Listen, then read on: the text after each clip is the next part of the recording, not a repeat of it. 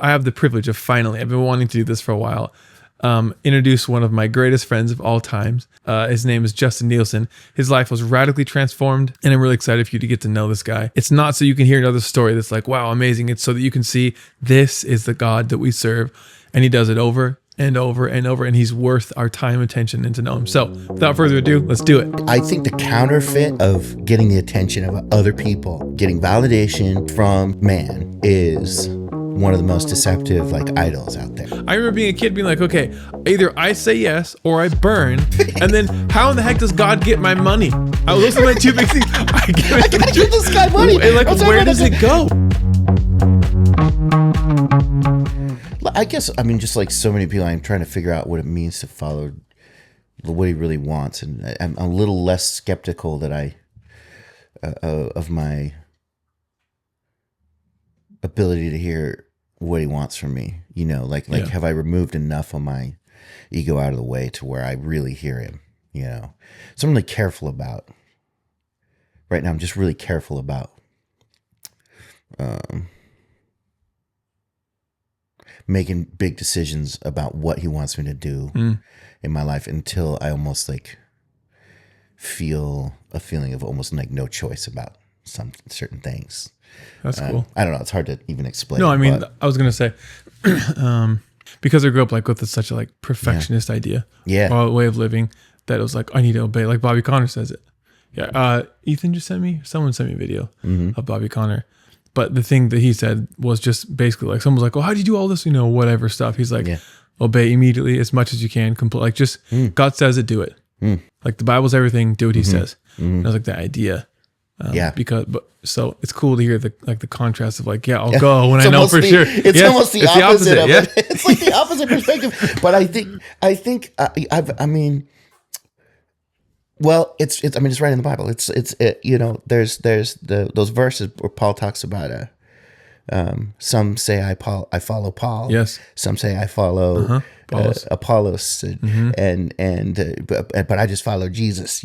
Wow. And I think it's so easy in our. I think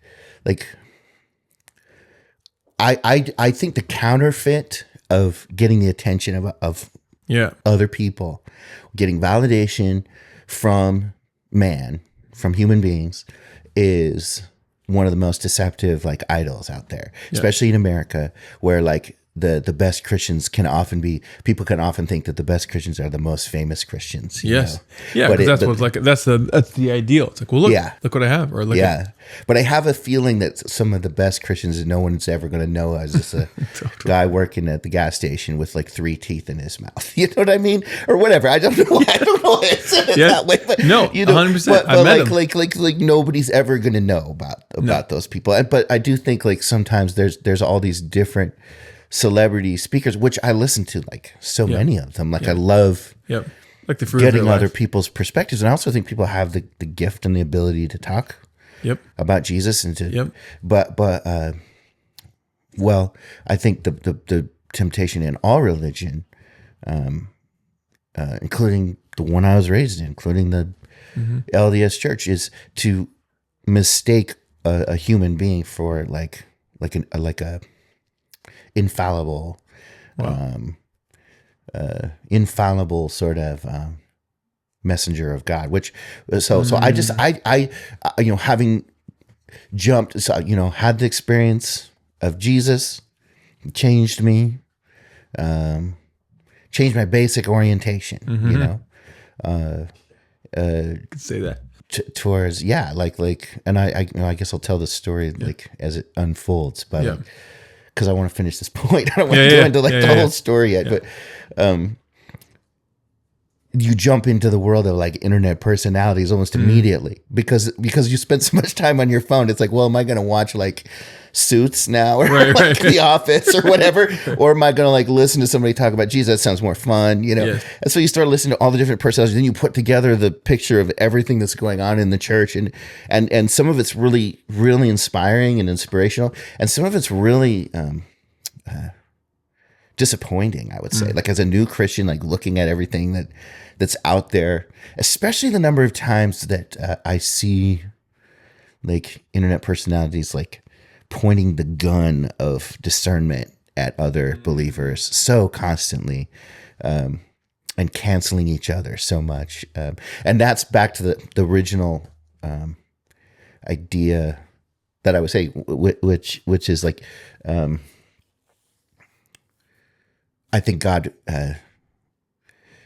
there's a lot of biblical, I mean, the Bible is like it's Jesus in print. It's prophetic. Like every word of it is prophetic. Yep. You've got this huge, many thousand pages, like prophetic word sitting in front of you, so like that's plenty of like guidance and help right there. Yes. And yet in our day-to-day decisions, I'm really grateful for Holy Spirit and the guidance that you get there too. Yep. And I think the exciting part, a very exciting part of being alive and being a follower of Jesus is learning to hear and to follow that, and learning the difference between when it's really him and when it's you wishing it was him. Yes. I've already, I feel like, a lot of us have had hard lessons with that. I don't know anybody in like the spirit-filled community who hasn't had experiences of feeling like God really told them something, and they almost knew it was him, and then it just turned out not to be him.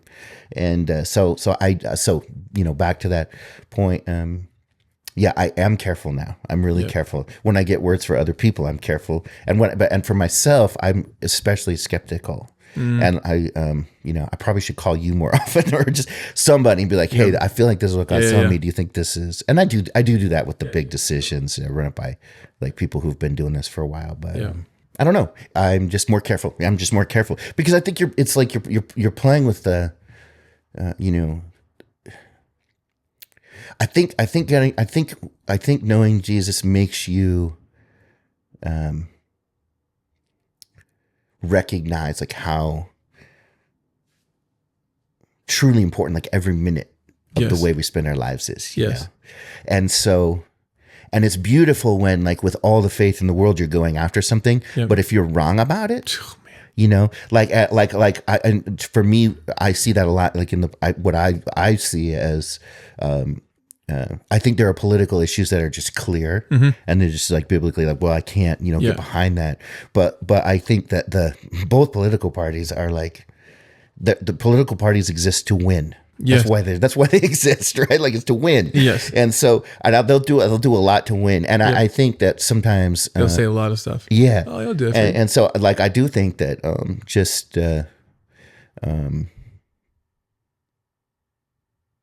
going all in on like that. What I'm saying is that like that laser of faith, the same faith that can like raise the dead, which is amazing, and which is like a revelation of this. Like the spirit-filled like community is such a beautiful, amazing part of the church family. And I personally, I think I don't think I would have been compelled or moved to follow Jesus without interacting with the whatever you want to call it, charismatic, Pentecostal, spirit-filled world. But it's funny, like when somebody uses that same faith that they use to like see healings happen, and they put that faith on something that isn't true, you'll see like horrible damage done. And I guess I've started to see that. Question God, like so many things get very messed up very fast. And it caused other people to question. So I was like, I'm being more careful about just, is that God? Is that not God? And I'm testing things more. Which is cool because that's what Paul talked about. What you're saying earlier made me think about that. I was going to say, and I just remembered it, which was Paul was like, I can't remember if it's around 1 Corinthians 13, it's around the love chapter, but he's talking about the gifts and prophesying. Maybe it's later, but anyways, he's like, look, this is for everybody. I want all of you to do this. Without everyone question, should prophesy. I desire that everyone should do this. Prophesy. Like love is it. Love is the absolute number one thing. Don't ever step outside of that. Yes, never. And then, by the way, test everything. Test everything. But like this amalgamation of everyone. I want everyone to prophesy. I pray in tongues more than anyone else, and you should definitely like understand the love's whole point and test it. I'm reading Luke right now, and I kind of told you last time I read through Luke, I noticed this pervading theme of like, he's constantly talking about like those who hear and do. Yeah. Like he is he's calling people to action. It's like not enough. It's like a little kin to James. Yeah. It's a little bit. It is. There's like so much of that. It's like so much of that James comes out of like the gospel of grace is amazing. Like, and I, I cried when I read that Brendan Manning book, Ragamuffin Gospel. Oh yeah, and he goes, and I believe it's true too. Like the grace of God is like it's beyond anything we could possibly like know or understand. And when you experience it and you recognize like, wow, like literally like God just sees the righteousness of Christ when He looks at me. It doesn't matter what I did yesterday. It doesn't matter. I just did the worst thing in the world. But see, even as I start to say that, like it's like this ping pong game you play because like at the same time, I was just talking about how like the more you know Jesus, the more you realize like every minute matters. Yeah. And everything that He doesn't approve of, we should be becoming more and more and more like almost afraid to do it. Like we should be so repulsed by everything that He doesn't, that He doesn't like agree with that is wrong. But every sin should be, we should be as repulsed by that. Yes. As anything, right? And so it's that game. Like you're gonna have those you're gonna change. Like things are gonna But at the same time, if you ever, because I do think it's like the almost one of the biggest off ramps for people trying to stay in the game of following Jesus.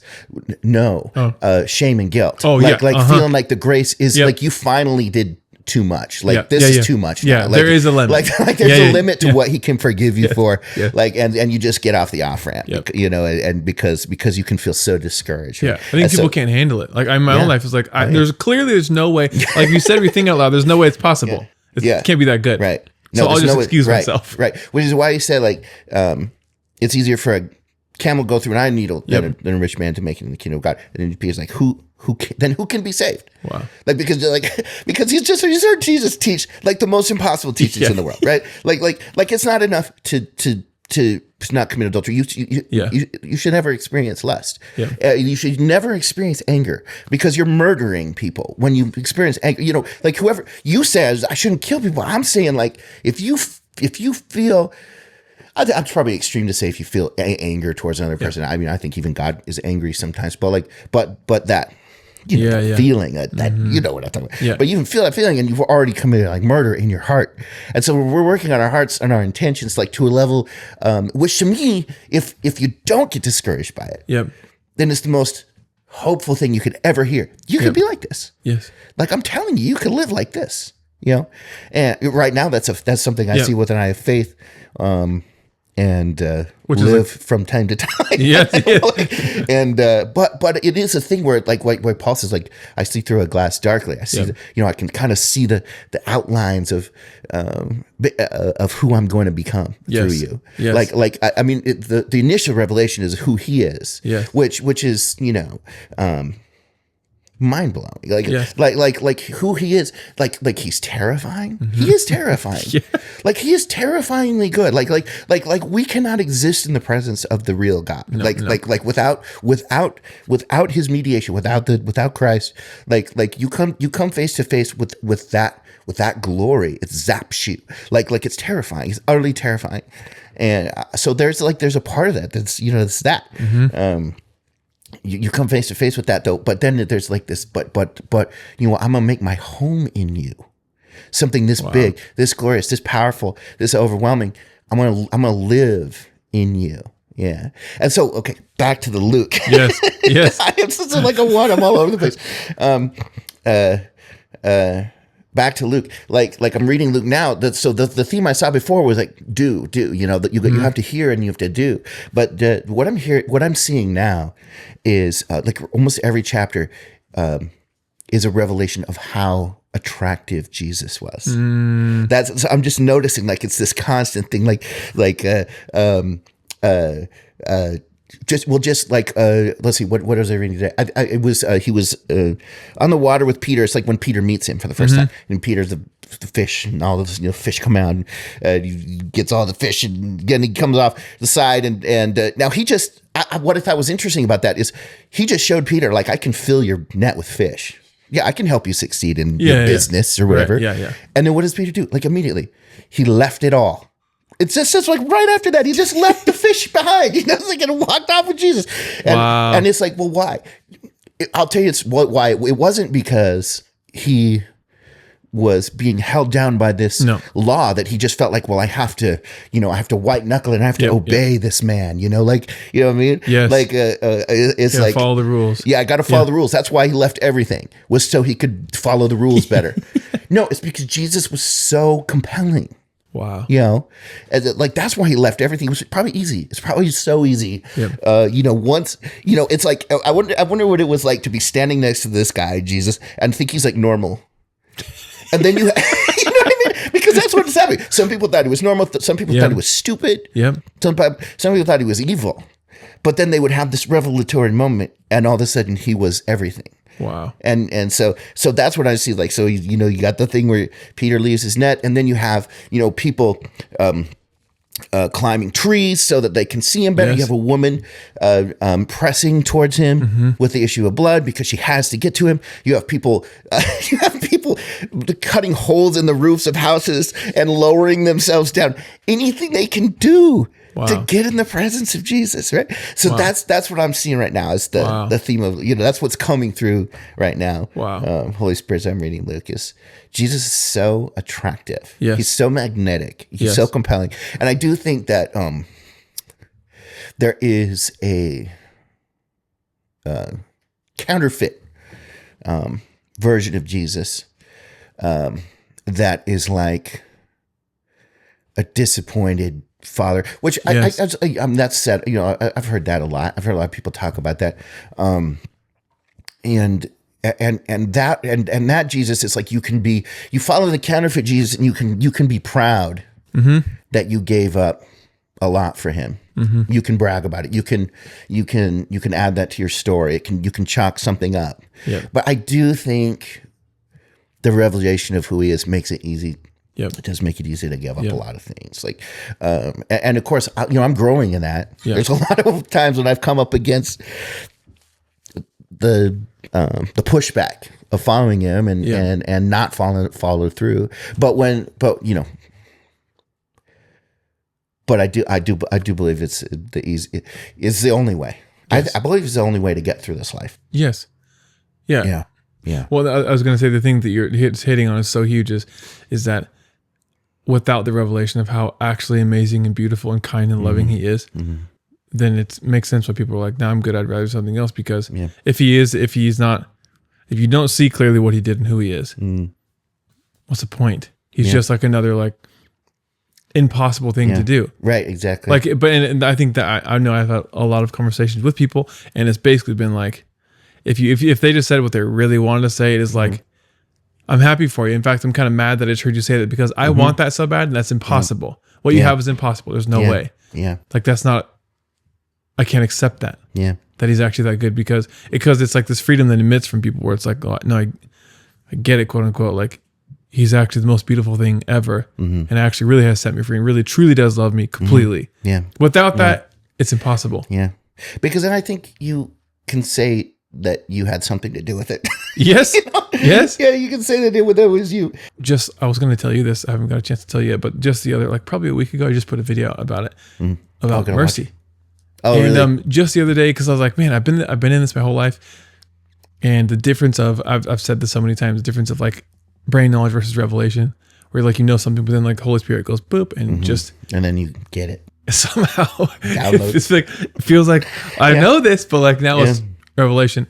Anyways, I've been feeling like just hot trash. I'm like waking up like whatever. I know it's not true, but this is overwhelming. Like, and no words, just all feelings. Very impossible to grab onto how what is this? I think everyone can relate with that. And I came into the whatever, just going there to read my Bible, spend time with Jesus, and he's like, "Hey, you forgot about mercy." And of course, I weep my eyes out because in all that in that moment, it was like basically my yesterdays had been speaking for 6 months, and all the ways you're failing and you're not doing enough.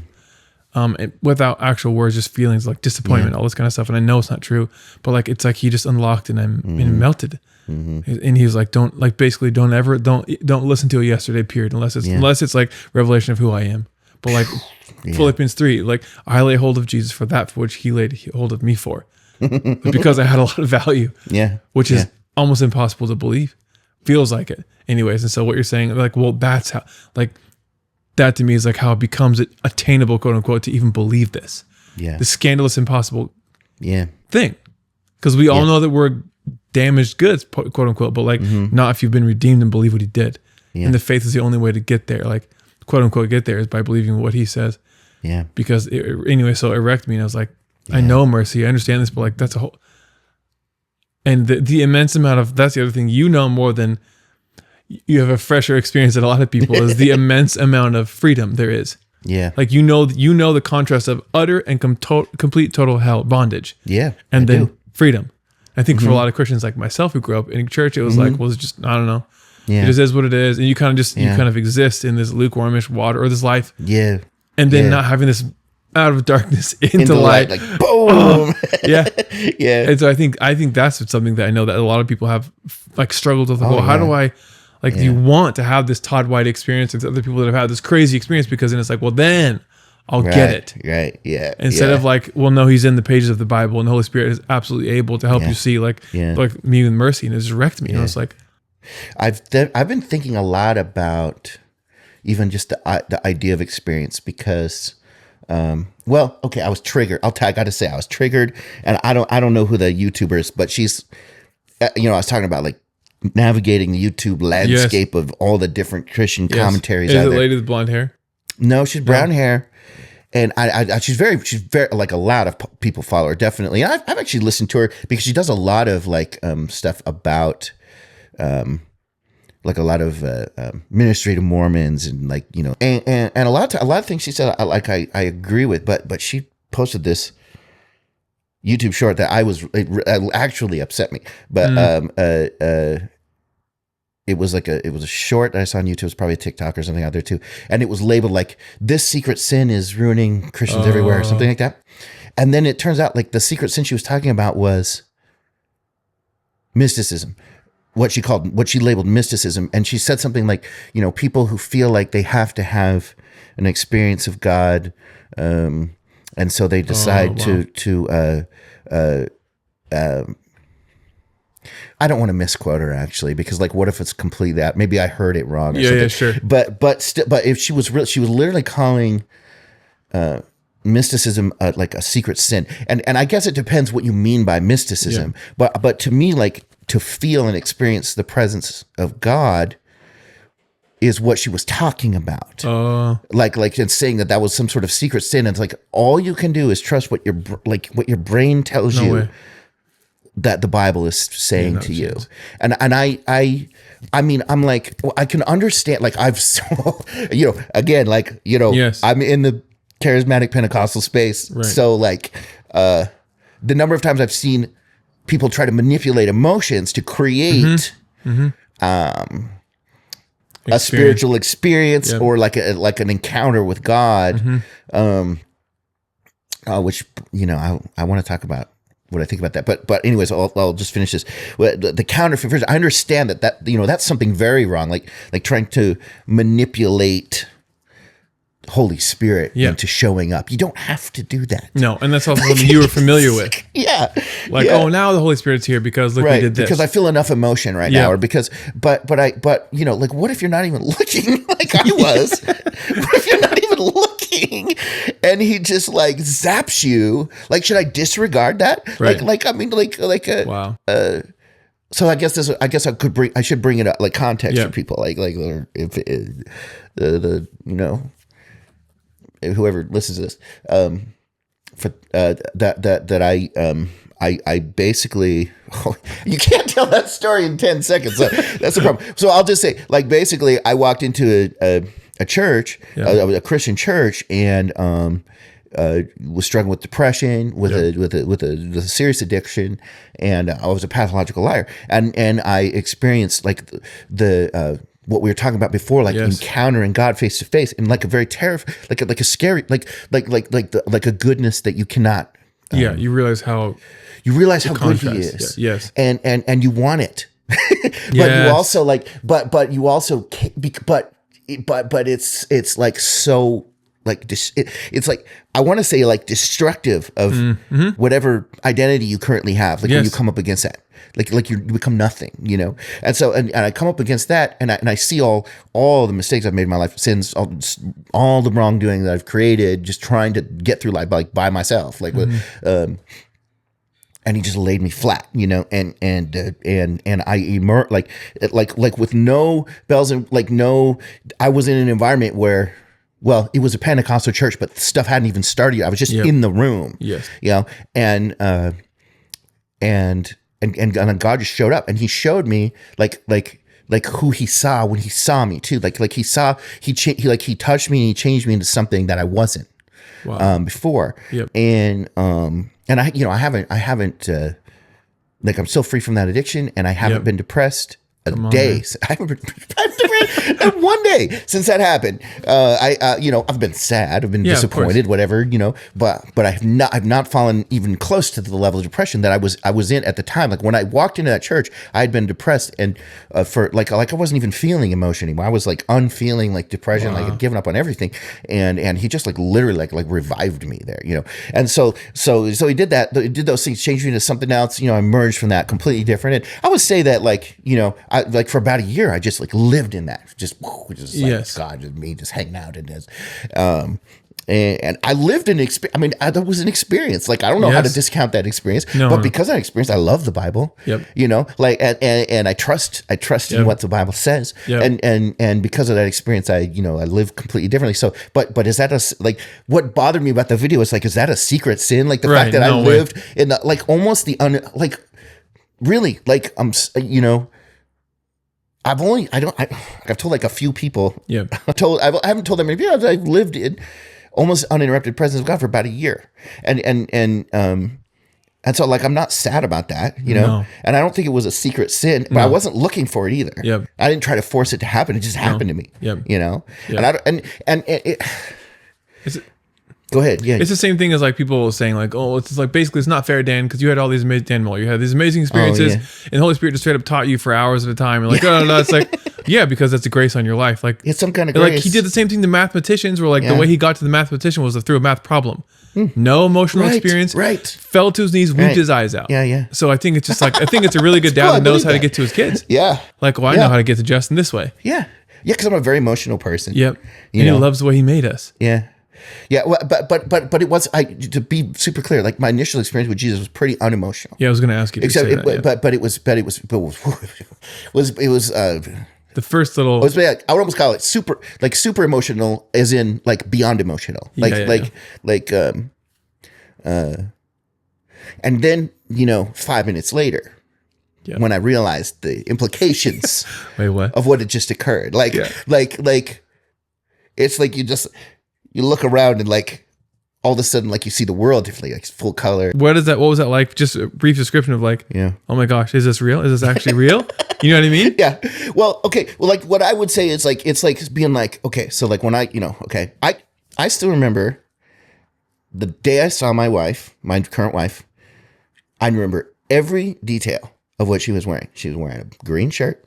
She was wearing white pants with brown shoes that matched, and a white bow in her hair, pulled back. Like I remember everything about her, and I was pretty much in love with her. Like the story of our courtship is like I was in love with her almost immediately, and she just didn't believe that a person could be like actually in love at that point. That it was some sort of just like hormones or whatever. But dude, even like I'm gonna talk about this meeting my wife. Like it was such an irrational experience, but at the same time it made like perfect sense, because she was different from the girls I dated before, where there was like this kind of like what would the word be? There was a really good word that anyways, okay, I'm not gonna come up with it, but like the sort of like the codependent kind of thing that you get with like your high school girlfriends or something like that. This was like the safest relationship in the world. Instantaneously, I could say anything in the world. I could tell her anything, it was like, and we started a conversation that we still, like 26 years of marriage later, we still Oh my gosh, my anniversary is in a week. I'm glad I remembered that right now. But we still, it's like when we get to each other's presence, we're still like, you know. Wow. But like I instantly felt the safety, and it was a spiritual experience to get to know her. But how do you logically explain why you fell in love with somebody? Yeah. And like I feel like that about Jesus. Like how do you logically explain falling like this kind of love that you never experienced before in your entire life? And I know that like Paul, for example, was speaking out of experience. Yes. He's like, you read Ephesians, and he's just like, he can't come up with superlatives not great enough to describe. It's just always the beyond anything you could ever ask or think. Or I mean, he's constantly trying to say like, I can't describe this, right? And so I can't logically explain why I fell in love with Jesus that day, but like and I don't think logic is the best. Like for me, for my personality, like it's not the right way to go. But like thinking and logic like play a massive role in my faith journey. Like being raised in just a highly religious environment with a lot of rules.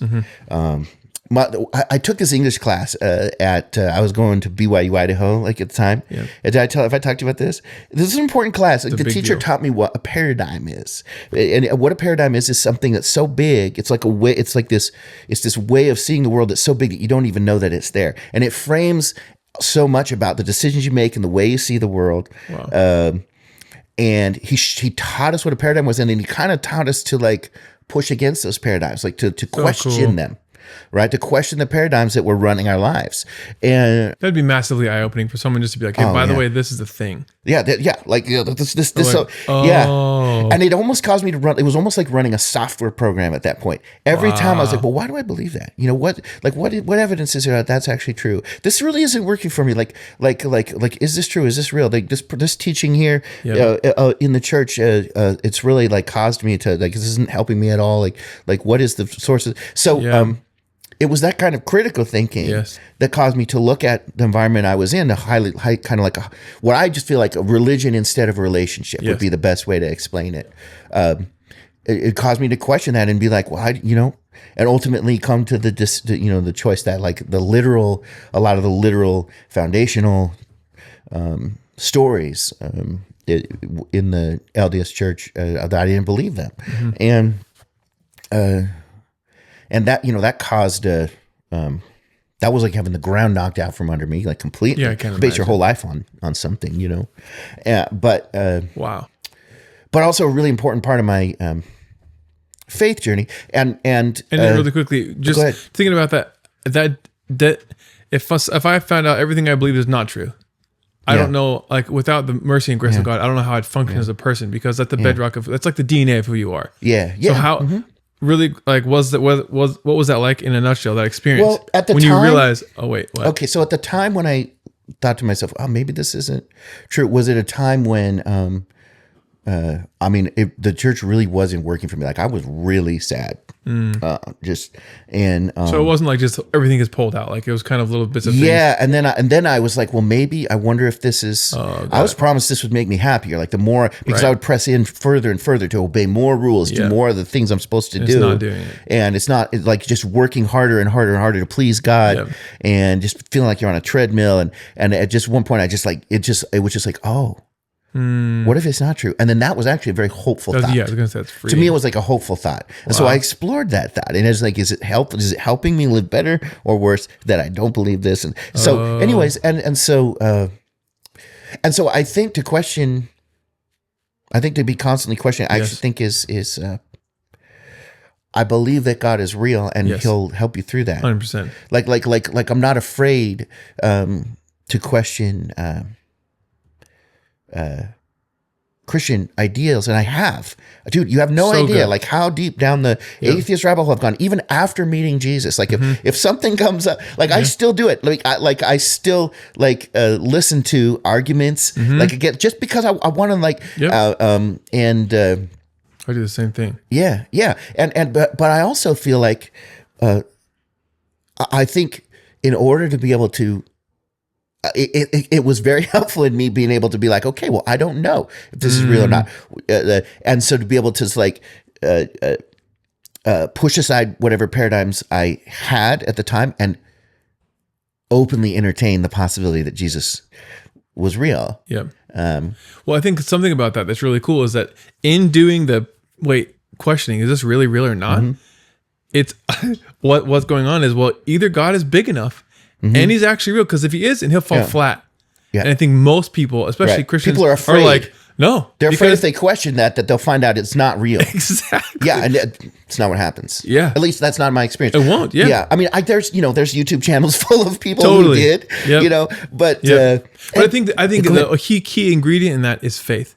It is the only thing, like, wait a minute, if you're real, I believe you, so I'll find out. Yeah. Like, not like, well, you better like do this for me. More like, no, but I believe if you're going to do it, you're going to do it. Yeah. Yeah. Instead of like, you better or not, or else. It's like that's setting yourself up for failure. Yeah. Yeah. Because God, like, this is just my interpretation of that. My little bit of understanding is Jesus said it when he's tempted. He's like, look, don't tempt the Lord your God. Like, Satan's like, well, just go ahead and throw yourself, and angels will catch you. It's like that same idea of like, well, if you love me, God, you'll do this. If you're really real X, Y, and Z, and it's like, dude, no, you just. I see, like, getting to know Jesus is like it's like having your eyes opened, not closed. Like, I guess that, like, that's to me, that's like what it is. Like, I think about, like, in the New Testament, you've got Jesus. He's like feeding like thousands of people like at a time, and people are constantly being healed just by touching him, just by even just being around him. People are constantly being healed. Not to mention he's teaching things that have completely revolutionized the way the entire world decides what's even right and wrong. Like that that Sermon on the Mount, whether you're Christian or not, it has seeped its way through the DNA of the way everybody thinks about his teachings were so powerful, like supernaturally amazing, right? All that's going on, and people are asking him for very specific signs.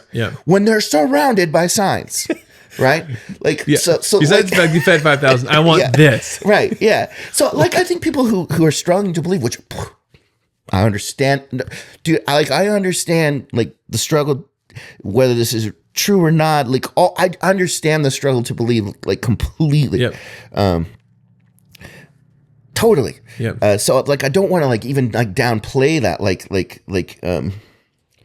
that very real conflict that goes on inside, like even after getting to know Jesus, like, you still wonder, like, if some of the words that were spoken over you were true, some of the things you heard were true. You read something in the Bible that's like, I don't know. These certain verses in Deuteronomy or Leviticus. Dude, I was struggling with that. Yeah. And so it's, but I would say to some, like, because the bias that people have now towards Christianity is that, and I had it too, like, it was following Jesus was like the last choice for me. Like, I tried everything else. I realized the church, I realized the church for me wasn't true. I realized the church wasn't true. I guess I got to just say that. Like, the basic truth claims of the LDS church, I realized those weren't true. And so then it was like, well, what do I try? So I tried everything. I tried, like, I promise you, like, every self-development coach, every, like, books that were channeled, that people channeling aliens, like, I read a bunch of those. Wow. Every major world religion, different types of meditation, a ceremonial magic, like, everything. You tried everything. And, so, like, it was my last, I'm just saying that just to say, like, it was my last choice. Right. But, so, like, almost, like, I don't want to exaggerate, but I do almost feel like I'm not proud of this, though. Like, I don't feel like this has to be part of people's testimony. People like to say, like, I see people's testimonies, like, I was trying to run away from him and he just kept pulling me back. I do feel that, to some degree. Like he was after me. And so what I'm saying is, like, to me, the bias that I had, one of the biggest biases I had against following Jesus was that everyone who follows Jesus is just naive. Yes. And, there's really not that much proof that the Bible is real. And we're all, and the people that follow Jesus are just, they're just they're seeing rose-colored glasses, and they don't see the forest for the trees, and they don't like to look at their problems, and they don't see everything that's going on in the world, and they just live in their little bubble, and they don't like to think. They don't even think, like all this. And I feel like those are paradigms. Like if you want to explore Christianity, dude, I think throw those paradigms out. Like if you don't believe this, if you're on the outside looking in and wondering if it's real or not, like be willing, like those paradigms, question those, question those paradigms, and start realizing how many really intelligent, really nuanced thinkers that follow Jesus, for example, like and start examining that there really is a lot of like evidence for that. Oh, dude. That we can trust the Bible. So, and I would say, but to me, like ultimately, like it was like I wasn't brought to Jesus like through like the right evidence, but but I would say the number one thing that brings me back to Jesus over and over and over again is who I am when I'm following, like the difference. Like how drastically different I am. So I have this like proof. It's like it is like literal proof that he's real, because is the minute I turn my face towards him, it's not only that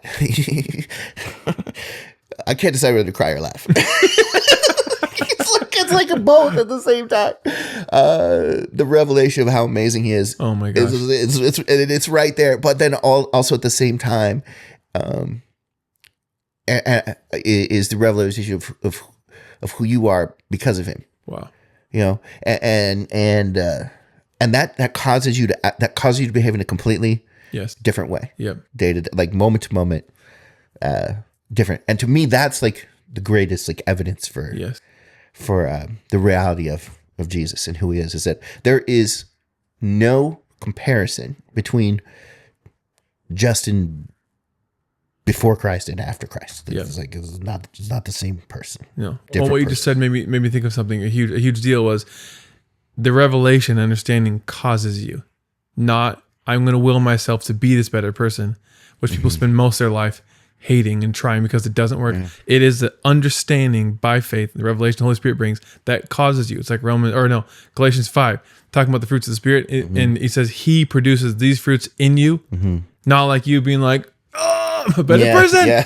Because that is the most frustrating. I have countless friends, people I know, over and over and over, same old, because there's no true revelation, aka relationship. All these things that sound frustrating when you feel like you're on the opposite end of like, well, I can't bridge this gap. It's impossible. Like I can't make myself understand this. Like I've talked to, because I grew up different, a whole Christian my whole life. I've seen person after, so many people. Some of my best friends, they've had all this stuff, experienced all these things, and they're the ones committing suicide because they've tried it. They're like basically a big screw you, God, because you're not doing these things for me. And how do you like bridge the gap of like, I want to give you this experience, if you will, this understanding, so that he can produce this inside of you. Because the revelation of who you are now that he's in you is like the best kept secret of Christianity that no one talked about. No one ever told me about it. It was like, it's fire insurance so you don't have to go to hell. Basically, enjoy your life. I remember being a kid being like, okay, either I say yes or I burn. And then how in the heck does God get my money? I was listening to two big things. I gotta give this guy money. And like, where does it go? Is there like a translator that goes up to heaven? Because those are like, totally. So go ahead. So, I was gonna say. Like, so how do you that thing is like people need to know that like. No, it's so sad. Like that actually really hit what you said. Well, it's devastating anytime someone decides to take their own life. I mean, it's devastating. It's like it's the worst. And I know and I don't want to minimize like the fact that, because I was healed of depression. Yes. But there are other things I wasn't healed of. There's other obsessions and compulsions that I have that I have to work on in a more methodical way. Yes. Now. That's what, to that point, that's what the Holy Spirit's been speaking to me lately, is like, make no provisions for the flesh. Paul said it. But not like this religious follow these rules. Like, no. This is what I'm calling you into. And I'm going to give you the grace to walk, whatever it is out for anyone's life. it's like, just don't make provisions for it. Like, it's not even an option. Like, help me to see, okay, I'm telling you, this is where we're headed. Now follow me in this. Yeah. In the simplest little, hey, okay, just make this decision right here. Yeah. Like, that happens to me all the time. Like, I really want to do this. Even if it's like, I want to brush my teeth. Like, just brush your teeth. Come on. Walk in obedience, because the fruit is trying to produce inside of you. Not because brushing your teeth is going to save your life. Of like, hey, no, but follow me. Yeah. Anyway, sorry, because that's a huge deal. No, that's a huge deal to like, okay, then I can't fix myself. I can't change me. Otherwise, all counselors would be like the best. Yeah. It doesn't work. It's incredible tools, but it's not the solution. Yeah. I mean, I've seen it help people. I don't want to say like nobody should have. No, you should definitely. But I'm saying it will never fix you. But it will bring massive change. It give you awesome tools to be able to change. Tools. But it won't be the thing that actually ultimately changes your life. Yeah. Yeah. I mean, that's, I mean, yeah. And because like what happens is you'll bump up against like, okay, I made it to the end of where this can take me. Then what? It's like having all the money in the world. Now what? It's almost more hopeless if you don't have the person who is hope. Yeah. Being able to say, well, guess what? I'm here now. Yeah. Like he did to you. I wish I could have seen it because they would have probably been like, you just you have known me like, because since it happened. Yep. It's not like I stuck the landing right away. Yeah. Right? Like I've had. But the thing is, what I will say is that you've run. Like the beautiful testimony of your life, which I feel like this is what he wants from everyone. Just continue. Yeah. Just like Paul said, like the other Colossians and so many other places. Hey, look, you're perfect in His sight. Yeah. Just the only way you stay in this place is you don't ever back off believing what He said, what He did, and who you are now that He came. Yeah.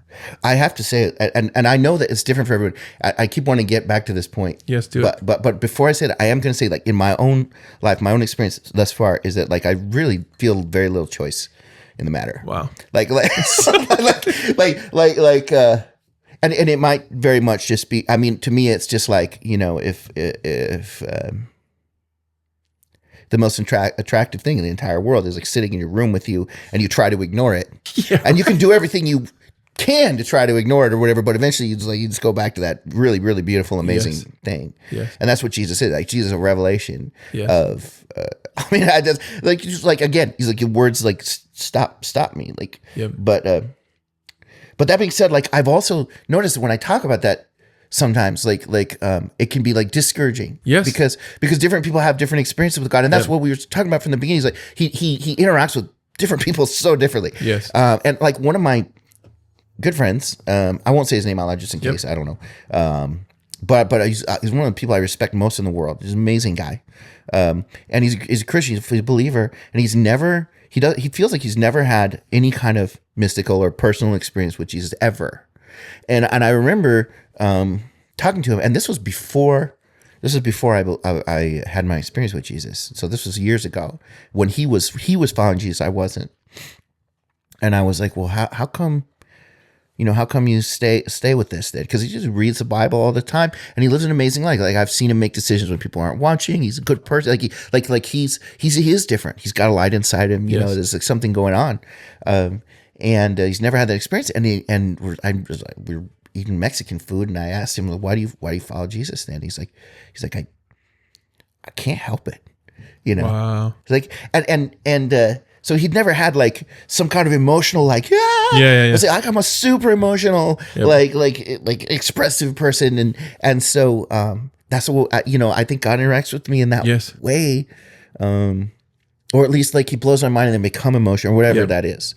But I feel like sometimes he uses like this idea of like he knows how to get to our heart. Yeah. So I've seen this happen in my own life and lots of people's lives. You have this incredible experience, and then if there's nothing stoking the fire of your life, that's the issue. Then that's been my challenge many times. Like it's like, no, but the simplicity of, if you will, putting wood back on the fire, like, but not like, okay, now it's your job to like, you better do X, Y, and Z. Like, no, it's like refusing to come off of what he did and believing and like feeding yourself with the truth and letting him let that thing continue to foster that in your life. Yeah. Because like there's a work out your salvation with fear and trembling. And so that's just as it's God who works in you both to will and to do. So like it can't be like I think in my mind, anytime that it becomes about what I am doing so that I can receive, that's the issue. Instead of like, no, it's what he did. It's what he did and what myself. He's doing in me. Yeah. And because of what he's doing, I will do literally anything. It's like when you fall in love with your spouse for the first time, you're like, yes to all of it. All of it, yes. What I don't do you want care. me to do? Yeah. If I get no sleep, doesn't matter. That's fine. Yeah. Stay up all night. No, you hang up. I've had no you hang up moments with God. Yeah. He's like, well, but when you're dating your girl, it's like it's the middle of the night and you're talking, it's like, you know the whole thing. Yeah. You hang up. Sleep. No, you hang up. No, you hang up. Okay, I'll hang up. I didn't hang up. I've had God keep me awake sometimes. And it'd be like 1 a.m. I'm like, God, you gotta leave me alone. I got a big day tomorrow. This is fun, but you know, right? And but I do. I mean, it's like I don't. Yeah. So that's how he interacts with me. Yes. But my friend, he has his heart too. Yes, 100%. And in a lot of ways, that's it's an you know, I don't know if going after experiences is a good thing to do. I think it'll leave you empty, high and dry. Yeah. Because I did it. I mean, I went to so many conferences. Yeah. Most amazing people as a kid, young teen. Best of everything. And it was like awesome experiences. But it would like almost the downs were worse. It's like a sugar high. You crash harder. Because no one was teaching me what it looked like to have a relationship. Consistent fostering of just being with him. That was it. I missed it. Yeah. So my whole life as a Christian. And and there's like this, there can be this subconscious fear that's like, what if I'm not chosen? Dude, yeah. You know, like what if I'm not chosen? I'm not having some kind of, you know. Watching that person, blah, blah, blah. And look, they took off and they're doing awesome things now because blah, blah, blah. Yeah. Yeah, and I'm not weeping right now. Look at this person over here is like jumping up and down. This person over here is like sobbing on the floor, and this is and I'm not even I'm looking around, not feeling anything. Is there something wrong with me? Does God not love me as I am? And that's its own set of words. It's its own set of like being good enough for him is, you know, I mean, in some of those like worship services and things, charismatic circles, like things get weird. Yes. And it's hard, and you know, I don't judge any of that because I've gotten weird. But I just don't think you seek it out. It's like he produces the stuff. He produces stuff inside of you, and then you can respond to it. Yes, you know. Yes, and I think I feel so confident saying Jesus would offend almost literally everyone. Or everyone if you showed up and did if you're like, this is all of who I am. Yeah, I'm okay with you acting like if he's producing this fruit inside of us. I think the fruit might offend some people. Yeah, especially if they're like down the straight and narrow. Like I like it this way. I like my coffee this way. It's like I don't care how you like your coffee, bro. And I like my Jesus this way. Yeah, exactly. It's very safe and just like he is. It's not. I couldn't call it safe to follow him. Although but at the same time, yes, it's safe and not safe. So it is. You're gonna suffer either way. Being a Christian or a non-Christian, suffering is unavoidable, right? Yep. Right. But like he makes it so much like his yoke is easier. Like it's an easier way to live. It's just an easier way to live. Yep. But because it's ultimate freedom. Yeah, it's freedom. Peace beyond. That's what everybody wants in the world. They want freedom. Yep. Everyone. And, that's what I've been watching. Like as just for the example, as the new president is in, and just the stuff that's happening. What I've been watching is people being like, "This is it." I'm like, all I'm thinking is like, man, they're going to get to that point, and then what? It's not it. And like God, please, would you just surround those people and catch them, right? Because they're going to find out not one thing on this earth. I don't care what you do will ever complete you. It will never satisfy you. No, yeah, and the way he's doing it is like so awesome. Like, and it's right. It's right in the Bible. It's right there. It was like he told us how it was going to be. The kingdom of God is like a mustard seed. Yep. It just gets in here and then it grows into this tree. Or it's like yeast and it just kind of works its way through the dough. Yep. Like one person at a time. Come on, changing people into his image. Yes. Like one person at a time. This love that is unstoppable. He's unstoppable. Yeah. He overthrew the Roman Empire. He did do it. Yep. He was the Messiah. Like he actually did it. He actually did overthrow the Roman Empire without shooting a single, without a single act of violence, right? Wow. Like because his teachings were so revolutionary that just like a little yeast in a dough, it just worked its way through the Roman, and pretty soon the whole thing comes down. And yet people still want to put their faith in organizations. Yep. This or that Republican Party, or this huge ministry with like millions of they're successful. They're Jews online. Oh, look at this, and I'm not criticizing it. I get a lot of I wouldn't be a Christian if it weren't for Jesus Image. Totally. Which, and that's a huge ministry that, and I'm sure they have their set of problems and controversies around them and stuff too. But I don't put my faith in any. Yes. I guess that's almost the original point we started making. Yep. But we want to say, okay, this organization is doing it. This church, I'm going to join this church, and they got it. Is whatever, and just watching God like decimating the landscape of celebrity pastors right now. Yep. Like just, and not only celebrity pastors, just everywhere I look, there's a pastor. Just like it's. But then I get so much comfort from the fact of like, well, he's doing this thing that nobody's going to be able to box in. Yeah. Nobody's going to be able to get their hands around like what he's doing. Yes. It's too big. It's too powerful. It's too overwhelming. It's too amazing. Yep. But it's also like it's one person at a time working its way through. Yep. It's people. It's people becoming selfless.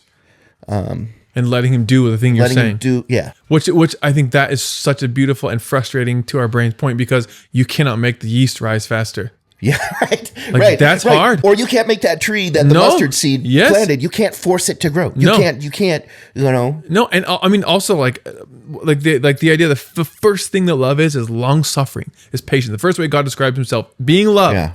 And saying without love you have absolutely nothing. Yeah. The first thing He's long suffering towards us. Yeah. And just as we are, like, as we get to learn what it looks like to be like lay our lifetime and be patient. Yeah. That's a huge deal. It's a huge deal. And He's also not in a hurry to get us to hurry up to get there. Yeah. Because where is there? He's so patient. He is the goal. He is there. We're there. Like, it's finished. Right? Yeah. Like it's because like He can do something life changing, amazing, give you the most, blah, blah, blah, whatever. But then if you're not careful, without the Holy Spirit, it will become about how good He is or one of His attributes instead of Him. Mm-hmm. Instead of Him be like, well, you're my sole pursuit. Yeah. Has nothing to do with what my life will look like on the earth. What if I'm a nobody, like you're saying? Yeah. One of my friends met this person who I think those people in heaven were going to be like, I never heard anything about you. It's like, yeah, no one knew anything about this person. This person was working at a dollar store. Because he didn't let his right hand know what his left hand was doing. Missing teeth, loving people, man. Just pouring out love. And it's like, he's doing that everywhere. And he got it. Yeah. You're it. You're absolutely everything. Nothing else matters. Yep. That's it. It's not because it's not about money. The guy's not making hardly anything. He doesn't, not about looks. It's not about he's a quintessential. God has to be everything for you, dude. Like there's no other option. Yeah. Sorry. Anyways, go ahead. No, but well, okay. I can't decide which thing that just came into my mind I should go with. This is how it is when we get together. This is fun. Like this, I love doing it. We could do that. I could do this the rest of my life. Easy. Cameras rolling or whatever. Yeah. But we're off. Whatever. I don't care. But because I think that's what heaven's gonna be like. We're just talking about, okay, he's no sorrow, no pain, no sin. Are you kidding me? Yeah, right. Because we're just gonna be like, we're just gonna be walking around going, he's just incredible, isn't he? Like it's deeper and deeper walk into that. But okay. So, but I do think like this thing where you were talking about, I guess that's like the theme that I almost feel like is emerging from this conversation is when I was talking about Luke, it's like there's these two things. Yes. It's like he wants us. We need to take action. We need to do things. Amen. And also, he is the most attractive, most compelling, most magnetic, most easy to love thing in the universe. Right. So like those two things going on at the same time. But whether we experience that or not, I do like, again, it was a total grace. Now I went 46 years without feeling it. Yep. So maybe I got a whole year because I did because y'all have been getting it in little pieces as you grow up in it or whatever. It's like, we'll just go. But what a grace. But to live in heaven, like all the time was really awesome and really hard to recover from not feeling. Like the first day I woke up in the morning was like, wow, and what's going on here? What did I do? What did I do? Did I do something wrong? I got to do more. I got to read. Maybe I need to read for 2 hours now. It's like, but so letting go. It's like almost letting go of like a rope and like doing a backflip and you have to relax enough to float or something. Yes. I don't know, like when you feel that disengagement, which maybe Jesus felt on the cross in that one moment, the human part of him, where he's, why have you forsaken me? Like in this moment, where are you right now? I mean, I don't know. Yeah. But one could imagine. But what it reminds me of is like as a music teacher, I don't teach that much anymore. I teach a little bit, but I used to teach all the time. I was really passionate about teaching music to kids. And there's these stages that I watch the kids go through. And the first part of that is getting them to fall in love with music, getting them to understand why music is fun and why it's not a chore and why it's not like, like what can you experience? Like isn't that amazing? You just had a performance where you actually moved the audience and that's the first phase. And I just hit the mic. So that's totally fine. But that's the first phase. That's like what happened to me. Like this initial, getting to meeting God face to face for the first time and really perceiving him. Yes. I feel him now too, by the way. Like right now, his presence is very strong. Same. But what happens is when a student really wants it, they really want to become a great musician, then it's time to get real. And they want to know what's wrong with them. Yeah. They want to see what their weaknesses. They want me to point out their weaknesses now. And they want to get up and they are inspired to practice, but not in the moment. They want to practice 2 or 3 hours. They'll sit and play 2, 3, 4, 5, 6 hours a day of practicing their instrument, whether they feel like it or not, because there's this bigger thing that they're going towards that they have experienced the power of it, but there's this day-to-day walk with it that is not. It's, practicing the same scale for 20 minutes. Yes. It does have a certain appeal to it, but it's not a mountaintop experience. It's nothing like that. And I think that's how, and I think marriage, using the marriage analogy, is a similar thing. You have that initially, you fall in love with them, you're completely obsessed with them. Yep. But then the day-to-day walk and the choice to come back to them over and over again, and the choice to leave your own, wants and desires behind to help this person and to understand them and all the ways that spouses just, they're like a mirror and they just here's everything that's wrong with you right here. It's like, I was like, and if you accept that, it's gonna be an amazing thing. And you walk through it, and a lot of our relationships, I think, are there. And I think a lot of our dreams and all the desires that God moves us towards is really towards our own dying to ourselves. Yeah. It's like that's what it leads to. So you think he gives you some dream or idea or thing, and you're just like, okay, and now I'm going to take over the world, because it's an American thing, right? Dude, yes. But what really ends up happening is you come up against and you start to die to yourself as you follow the path he wants you to follow is hard. Yep. And so I think that's what following Jesus is like you have these mountaintop experiences, but a lot of it is just choosing to do day to day. Yeah, the mundane. And by the way, I'm talking this way, but I don't live like this. I have to just be really I just feel like full disclosure, I'm still working that out because I still miss the uninterrupted presence of God. It's really fun. Yeah. Right.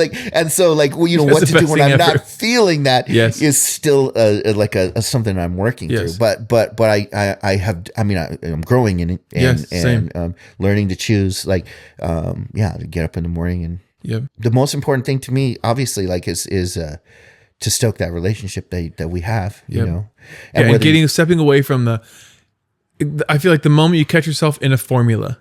Yeah. Just burn the thing to the ground. Yeah. There's no question. The Bible is the most important book in the world you can read. No question. Without the Holy Spirit, it's a book that's going to frustrate the crap out of you. Yeah. You throw it against the wall instead of. Or you can just like you said, the most important thing is getting to know him. Mm-hmm. Not doing this and doing this. No. Yeah. It's so whatever that looks like. Yeah. Just throwing anything, any mental gymnastics. You think I got an X, Y, and Z. No, you don't. But you get to enjoy being with him and coming even say you're having a spat with your spouse. Mm-hmm. Yeah, but I still want to come to them. You find yourself drawn to I'm not it's that okay. Thing. You know this feeling. You get to fight with your wife and you're like, you're not okay for the next hour. Until you get back to resolve that, you're not okay. Yeah, exactly. And that's not amazing experience. It's no, by faith I'm going to do this thing. By faith I'm going to go back to this because I'm drawn to this person. This person is very important to me. That's it. That's totally it. And that's the person of Jesus is very, very, very important to me. And the only reason why it's important, you know what? Because I was a selfish, self-centered person. The only reason why I fell in love with him is because of how much he loves me. That's the only thing that drew me to him. And that's biblical too. Yes, 100%. He loved us first. Yep. And sometimes people are like, well, he himself is the reward. And that's true. Yes. But I dare you to stop all the good things that start to happen when you follow him. And I'm not talking about money and power. Nope. And it's just there is a sense in which he almost is his own. I get that. Yes. But it's he showers you in blessing. Yep.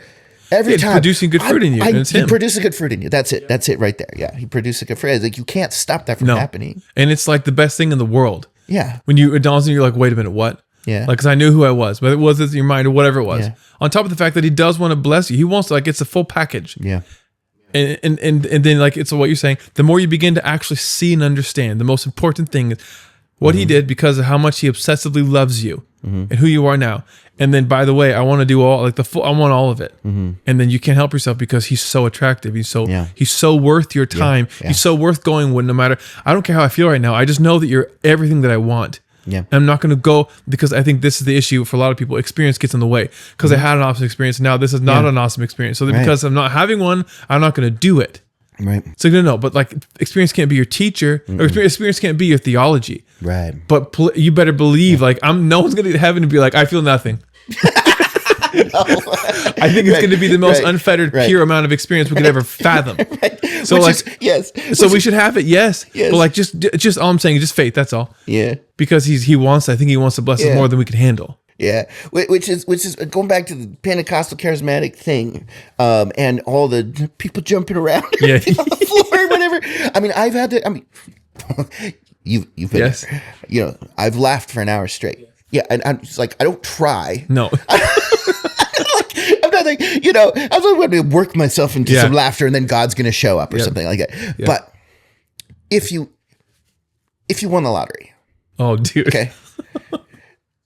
How would you respond? Yeah. Right. And so so for me, like when I see, I don't always think like, I mean, I was glad like the day I was saved. Yep. I was glad I was in a charismatic church because people were jumping around stuff, and that's what I wanted to do. Yes. And it wasn't like God was grabbing control of my arms and I wanted, but like, you know, I was watching a championship NBA game. I think it was the Bucks. I think it was the Milwaukee Bucks. Okay. And they win. And I see a guy just take his shirt off and start, you know what I mean? Like, and that's because the Bucks won the championship, right? Yep. I've seen a whole stadium of people. And you know this, I've told this story too. I've seen a whole stadium of people get up and get as charismatic as I've ever seen a crowd of people because everyone in the room was gifted a chicken sandwich. Okay, and you're allowed, so you can get crazy about winning a chicken sandwich, but there's something wrong with having a relationship with the transcendent, all powerful, all living God of the universe, and literal perception of being changed, and all of a sudden, like you're the three biggest problems in my life were instantaneously solved. So how do you want me to sit still after that happens? You know, so that's what I think. That's why I like services where people are free to be as weird as they want or whatever. Because I can hardly take it sometimes. Like because sometimes like you just want to, and I know people are wired differently. I think very differently. I've been really moved by Anglican theologians to the point where I wanted to cry. It's like a British guy sitting very quietly talking. And there might even be, you talk about people who worship God with their intellect, some theologians out there, but, I won't name any because like the internet's awful and people will just be like, well, he's a heretic or whatever. Right. But for me, I mean, just being able to shout sometimes or just to be completely overcome with, with joy, because literally won the lottery. Like Christians, like we should be living in that. We should be celebrating all the time. Yes, and whether we're being crazy about it or whatever, but the reality of it, the truth of it. What if it is true? Like that's like if someone doesn't believe it, like what if it is true? Yeah, just look and I do think it's set up in such a way that if you decide to test it, like I heard this woman who was like a college professor, and she's just giving her testimony. It was like one of those interviews you hear online, and she started reading the Bible, and she had a friend who had used to be a Christian, and her friend said to her, "You better be careful reading that thing. Like you have no idea like how powerful that is." Like she was like warning her, and yet she got through the Bible. It was over, You know, wow. And it's like I do think that like you would be careful even to say the name of Jesus. Yeah, I heard another teacher online talk about how he drunk dialed a Christian radio station one night on a dare. He was a football player. He just drunk him, and she was just pranking him. And they prayed for his soul, and he said the prayer with him as a joke. And like and then he's a pastor now. You know, it's like you got to be careful because I do think he'll take. I mean, I do think if he gets an opening, he'll take it. He'll take it. So I do have faith in that. Yep. That how he takes it, how he works in everybody's life. Yeah. I think it is different with everybody. Yes. But he will. Yes. That's why I believe that. Yep. I mean, David. I was going to say David did it. The dude is naked in the streets dancing. It's not because he's like there's something clear, way bigger going on. Yeah, and that's Old Testament. Yeah, I know. That's before. That's pre-Jesus. David is like so New Testament. Everything about David. Oh yeah. You know, all those Psalms and the devotional aspect of everything, and you just focus on mercy and it's like he's like there is a sense that, yes, he knew something. Yes. Yeah. Yeah. The one thing I wanted to say was basically, in my mind, it's like there's just two things going on. One is like this experience is absolutely for everyone to know him experientially and also by faith. But like the by faith produces the experience. Right. The experience doesn't produce it by faith. Mm-hmm. And then there's the people that get really frustrated because they had an experience or haven't had an experience. Or haven't had any. Yeah, haven't had any experience. And because of that, their theology and even though the perfect, like the truth is sitting on, it's in a book right there for you to find out. Yeah. It's like the thing that like, this is the issue. The experience becomes God instead of God being God. Letting him produce the things in us which are pleasing. So if that's an awesome experience, great, awesome. Yeah. If that's not great, awesome. If that's a dry spell or whatever for a while, so be it. Awesome. But you still are what you say you are. Yeah, exactly. Yeah. And I'm not coming off it because I know that you said you're a good father. You called us evil compared to how good you are. Yeah. That is not devoid of experience. Yeah. So I think it's that thing, like that's all that it is. Yeah. Okay, I'm gonna go by faith because I guarantee there's days where like Jesus wasn't like, or years probably. Yes. Yeah. Like, and also anyway, so I think it's just that principle. Like that's the thing right there because I've seen so many people die on the hill of I haven't had the experience, I've had the experience, and now I haven't. So those two things going on, they're like, well, I'm done because of how I feel, because of what's happened to me. Yeah. And therefore, like see you later. I've tried it, or like I'm not going to pursue it. Yeah. And like. Because everything you've said is like I guess that's what I'm trying to get to is like this is it. It has to be that he's worth the pursuit, but he's not the worth pursuit out of your own efforts. He has to be that you see him clearly. Because if you see what he did and how good he is, it's game over. But until then, good luck with your intellect or anything else you try to drum up by yourself. Emotion, like it will fall flat. Yeah. I my experience so far is he never comes the way you expected. Not none of the times I've planned for him to come or whatever. Nope. No. I might say something like, I think this might be a controversial thing to say. I don't know if it is or not, but like if I pray for someone and they're not healed, I do think it's my fault. I know that's I've heard like, so many back and forth on both sides. I know. So maybe I just, but I mean, it's just like if you're struggling with some sort of sin. Totally. Like it's not God. No, God's not like just because it hasn't showed up and you haven't been like completely delivered from it, or it's not completely eliminated from your life. Yep. Like for example, like I still eat too much, right? Mm-hmm. And I am working on that. Yes. And I absolutely believe that that's going to change. Yeah. But I don't think it's because I don't think it's off of God's plan. Like always part of God's plan, and I eat too much. Right. And I do think there are some people that have faith that they pray for things and the things happen. Yes. And I think anybody who has it, because you said that you could move mountains if you had enough faith. Not even that much. You don't even need that much faith. Like, I believe that. So, yep. Well, and I think to that point, like I in that same vein, like for instance, my shoulder got healed because it was totally like I tore some stuff in it, got messed up, and God radically healed my shoulder at the gym. It was the best experience of my life. I looked like a crazy person, like an under crazy person. You did the crazy dance. I was like, because I could do something never done before. But then like a chunk of like a few years later, something happening in my spine. There's a weird thing going on, and now it's causing this weird pop and whatever, and it's not going away yet. I had chronic hives for 3 years. Then one time after 3 years, Holy Spirit did a bunch of stuff, and he's like, hey, by the way, check this. I looked at it. Oh, this thing is medication I'm taking, which I didn't want to take, caused the hives. Bam, gone. God. So there's something about like, but it's. I had this incredible experience. You can't change my mind. No. But I have something else that's trying to speak the opposite, which is like, okay, well, I don't care. By faith, I know he's going to do it. And I'm not going to come off of like, whether I see it in this lifetime or not is not move him. No, it doesn't move him at all. That's the thing. It's like, I will not come off of, even if all my arms, everything falls off. And I'm just that all your arms fall off. I don't care.